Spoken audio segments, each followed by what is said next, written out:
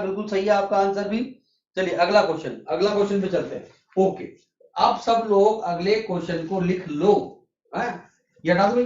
तो next question जो है उसको सब लोग क्या करेंगे, उसको बेटा इंपॉर्टेंट, वेरी वेरी, ये कॉन्सेप्ट जो है बहुत बार, ये कॉन्सेप्ट जो है बहुत बार जो है पूछा गया है। इसके अंदर हमारे पास क्वेश्चन को करने की ट्रिक भी हमारे पास होती है, तो थोड़ा सा ट्रिक भी बताएंगे हमारे पास ताकि हम इस क्वेश्चन को फटाफट कर पाए। तो सब लोगों ने लिख लिया, नोट लगा लिया, important, very very important question number 4।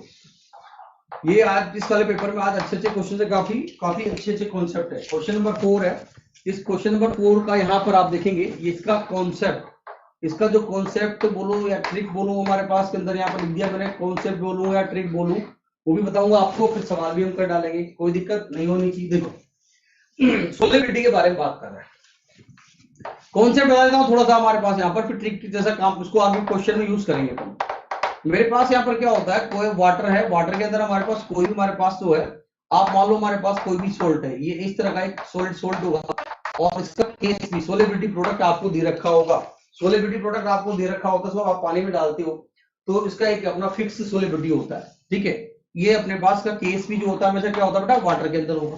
पर एक बात बताओ, कोई भी आयोनिक सोल्ट को आपने वाटर में डाला, घुल गया, डिसोल्व हो गया, कोई भी है पार्ट्स भी डिसोल्व हुआ जैसा भी है, या स्प्रेंगली सोल्यूबल है, बट सेम सोल्ट को अगर मैं किसी दूसरे सॉल्यूशन में डालूंगा तो क्या बेटा उसकी सोलिबिलिटी सेम ही रहेगी क्या? एक ही तरह सा कॉमन सेंस लगाओ, नहीं होगी ना।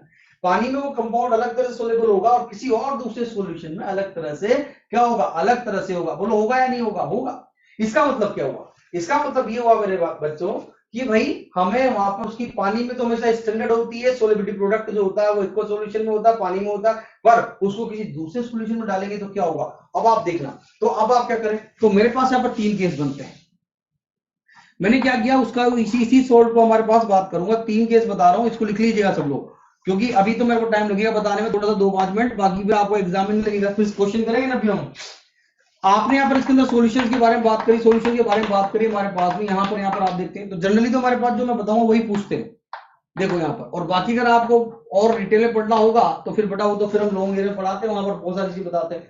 देखो मेरे पास अगर यहाँ पर ये जो सोल्ट है, ये सोल्ट के अंदर ये देखो, ये एम और एक्स, ये एम और एक्स से मेरे पास केटाइन जो है 1:1 में है। सब लोग ध्यान देंगे, केटाइन और एनायन 1:1 में। और मैंने यहाँ पर एक सोल्यूशन ले लिया, सपोज मेरे पास यहाँ पर जो है ये मैंने यहाँ पर ले लिया NaCl टाइप को सोल्यूशन ले लिया, इसके अंदर केटाइन एक हो गया, एनायन हो गया।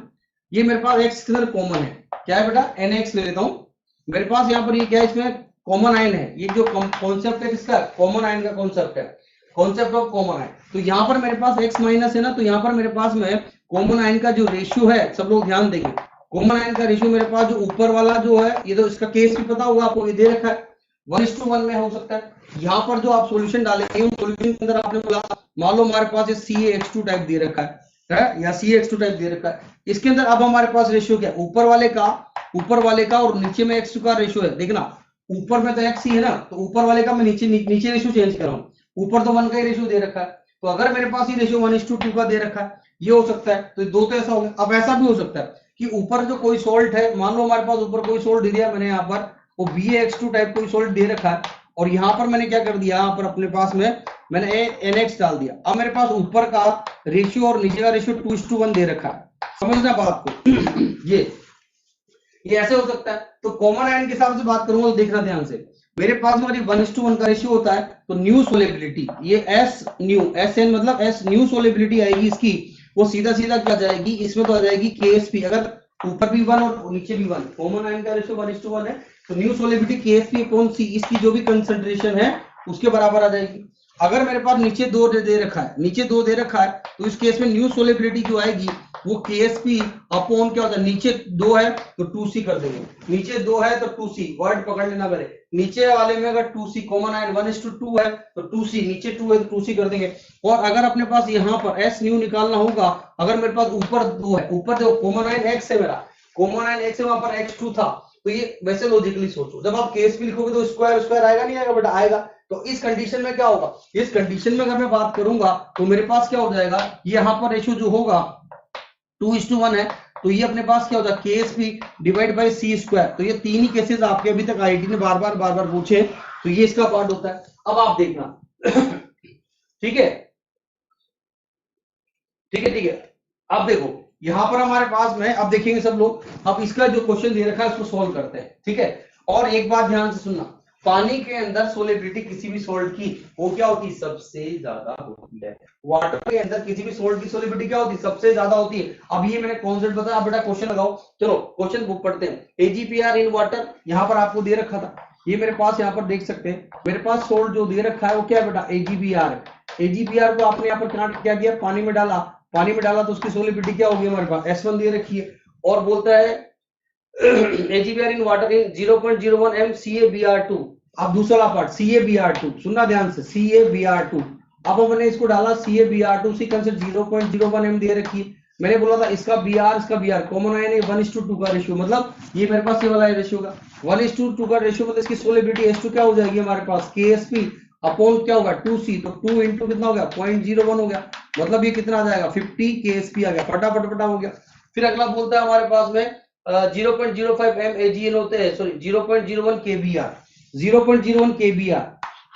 फिर ये बोला 0.01 kBr, इसमें डालूंगा तो ये Br एक और ये एक 1:1 का रेशियो है, इसका मतलब इसकी सोलिबिलिटी H3 है, वो कितनी आ जाएगी, KSP अपॉन C कर दो 0.01, तो कितना हो जाएगा 100 KSP हो गया। और तीसरे वाले पार्ट पर आप देख सकते हो, चौथे वाले पार्ट पे फिर डाला हमारे पास के अंदर, हमारे पास इसमें डाला AgNO3, ध्यान देना AgNO3, हमने क्या डाला इसके अंदर AgPr।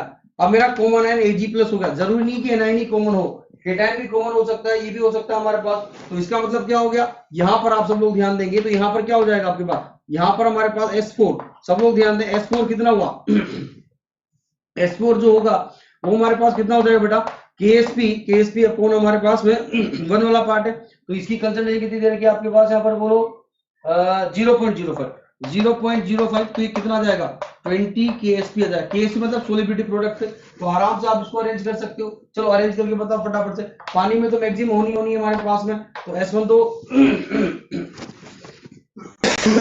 S1 मैक्सिमम होगा, मतलब पहले और दूसरे में से एक आंसर आपके पास आना चाहिए। सबसे कम के उसके बाद KSP वाली वैल्यूज देख लो, उसके बाद मेरे पास क्या आएगा, H3 वाला पार्ट दे रखा है, उसके बाद हमारे पास 100 KSP वाला ये ज्यादा होगा, उसके बाद मेरे पास क्या है, हमारे पास ये दे रखा है, ये किसके बराबर है हमारे पास में, ये वाला पार्ट आ गया आपके, ये इसका पार्ट था, तो ये H2 का हो गया, और उसके बाद फिर बात करूंगा तो क्या हो जाएगा हमारे पास S4 हो जाएगा। तो यहाँ पर इस तरह से आप इसको अप्रोच कर सकते हो।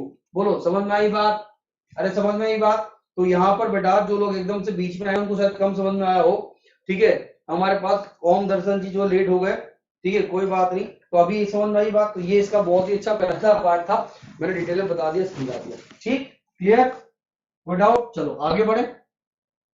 तो ये बहुत ही अच्छा क्वेश्चन है, इस तरह के कॉन्सेप्ट जो है IIT जेईई में बहुत बार पूछे गए, ठीक है। ये IIT जेईई क्या तो किसी भी एग्जाम में ले लो आप, अधिकतर देखेंगे तो